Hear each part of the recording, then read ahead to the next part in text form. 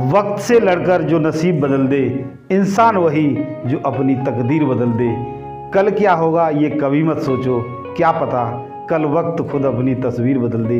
स्वागत है आप सभी का हमारे चैनल को मैथमेटिक्स क्लास में। आज हम आपको रीजनिंग के बहुत ही महत्वपूर्ण टॉपिक सिटिंग अरेंजमेंट, बैठने की व्यवस्था का जो टॉपिक है सर्कुलर सिटिंग अरेंजमेंट यानी वृत्ताकार सिटिंग अरेंजमेंट, उससे संबंधित अभ्यास करेंगे। इसके कॉन्सेप्ट को हमने कल क्लियर करा दिया था, तो देखते हैं आज का पहला प्रश्न क्या है। 5 व्यक्ति केंद्र की ओर मुँह करके वृत्ताकार घेरे में बैठे हैं। तो सबसे पहले हम एक वृत्ताकार घेरा खींच लेते हैं। ये हमने घेरा खींच लिया वृत्ताकार।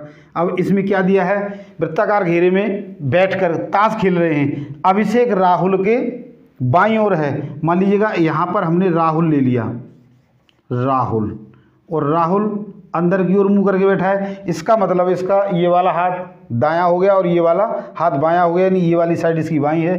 तो अभिषेक राहुल के बाईं ओर है, अर्थात यहाँ पर कौन है, अभिषेक। अभिषेक यहाँ पर बैठा है इसके बाईं ओर। रवि साकेत के दाईं ओर है।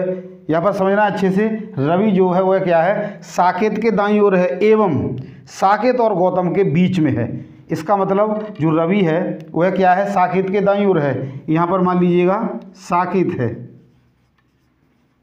यहाँ साकेत बैठा है और साकेत के दाईं ओर यानी इस हाथ पर, यानी ऊपर की ओर, क्योंकि ये अंदर की ओर मोड़ करके बैठा है। तो यहाँ पर क्या है, रवि बैठा है और कंडीशन दी है कि जो रवि है वह है साकेत और गौतम के बीच में है। तो यहाँ पर कौन है, गौतम। तो ये हमने 5 आदमियों को बैठा दिया, 1 2 3 4 5। अब हमसे जो प्रश्न पूछा गया है आसानी से बता देंगे। बताइए कि गौतम के ठीक दाईं ओर कौन है।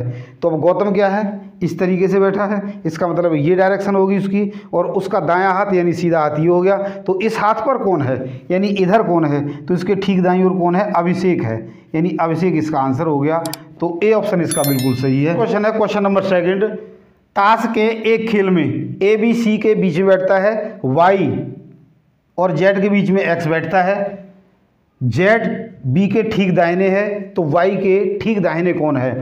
तो सबसे पहले हम क्या करेंगे, एक सर्कल बना लेंगे और इस सर्कल में देखते हैं कैसे बैठे हैं। क्या दिया है, ए बी और सी के बीच में है। मान लीजिएगा यहाँ पर हमने ले लिया ए बी और सी के बीच में है। यहाँ पर यहाँ बी ले लिया और यहाँ सी ले लिया। अब एक्स वाई और जेड के बीच में है। आगे चल के देखते हैं क्या है, बीच में बैठता है, जेड बी के ठीक दाहिने ओर है, यानी जो जेड है वो इसके दाहिने ओर है। तो इसका मुंह इधर है तो दाहिना हाथ ही हो गया, इसका मतलब यहाँ पर जेड बैठा है। अब आगे क्या दिया है, तो वाई के ठीक दाहिने कौन है। अब हम देखते हैं जो यहाँ पर एक्स वाई और जेड के बीच में है। तो देखो ये तो जेड हो गया, इसका मतलब यहाँ पर क्या होगा, एक्स, और वाई क्या होगा यहाँ पर, क्योंकि जेड और वाई के बीच में एक्स बैठा है। सारे बैठ गए। अब हम बता सकते हैं तो वाई के ठीक दाहिने कौन है, यानी वाई ये इधर मुँह करके बैठा है, इसका मतलब ये डायरेक्शन होगी। तो इसके नीचे यानी इधर साइड में कौन बैठा है, तो कौन बैठा है, सी बैठा है, यानी बी ऑप्शन में सी बिल्कुल सही है। नेक्स्ट क्वेश्चन है क्वेश्चन नंबर 3।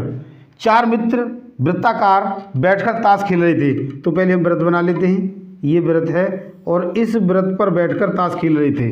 राम के दाईं तरफ शंकर बैठा था। मान लीजिएगा हमने यहाँ पर राम को बैठा दिया, तो राम इस डायरेक्शन में बैठा है, दाईं तरफ यानी सीधा हाथ। तो नीचे की तरफ कौन बैठता है, यहाँ पर शंकर बैठा है, दाईं तरफ शंकर बैठा है। आगे फिर क्या दिया है, और अरविंद के बाईं तरफ हम इसको यहाँ बैठा दें, ये अरविंद।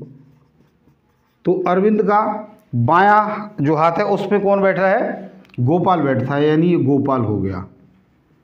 तो ये हमने बैठा दिए चारों के चारों। अब हमसे जो पूछा गया उसका उत्तर देंगे।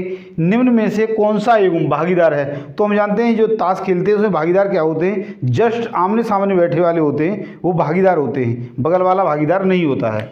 तो अरविंद का भागीदार शंकर हो गया और राम का भागीदार गोपाल हो गया।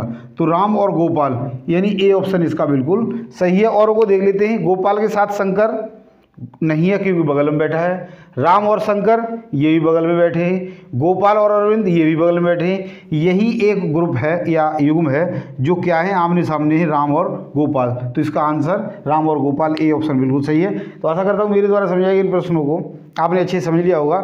समझिए हमारे वीडियो को पसंद किया, लाइक और शेयर जरूर करें, और यदि अब तक आपने हमारे चैनल को सब्सक्राइब नहीं किया तो प्लीज़ सब्सक्राइब जरूर करें। आज के लिए इतना ही, कल फिर मिलते हैं इसी एक्सरसाइज के कुछ और वृत्ताकार सर्कल से संबंधित प्रश्नों के साथ।